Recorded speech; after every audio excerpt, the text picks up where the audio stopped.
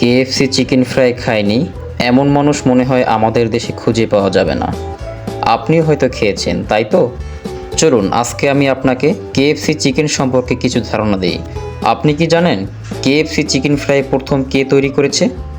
KFC chicken fry প্রথম তৈরি করেছেন কর্নেল হারল্যান্ড ডেভিন স্টান্টাস। নাম উচ্চারণ করতে আমার দাঁত ভেঙে যাচ্ছে। যাই হোক, তিনি একজন আমেরিকান ব্যবসায়ী। তিনিই হচ্ছেন কেএফসির প্রতিষ্ঠাতা। তার জীবনে রয়েছে ছোট্ট একটি গল্প। চলুন আজকে আমরা জেনে নেই। প্রথমত তাকে সাফল্যের মুখ দেখতে অপেক্ষা করতে হয়েছিল ৬২টি বছর। মোটামুটি ছোটোখাটো একটা খাবারের ব্যবসা দিয়ে ভালোই জীবন চলছিল তার।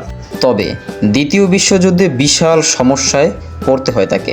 এই অবস্থায় তিনি এই রেসিপিটি তৈরি করেন, যা ওই সময় ব্যাপক ভাইরাল হয়ে যায় এবং মোটামুটি অনেক দেশেই তার এই রেসিপি তৈরি করতে থাকে, মানে তাকে অনুসরণ করতে থাকে আর কি।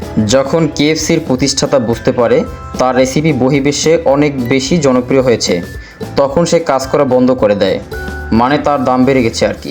এরপর তিনি এমন একটা দোকানে কাজ করেন, সেখানে লোগোতে শুধু তার ছবি থাকবে, এজন্য মোটা অঙ্কের টাকা বেতন নিতেন আর কি।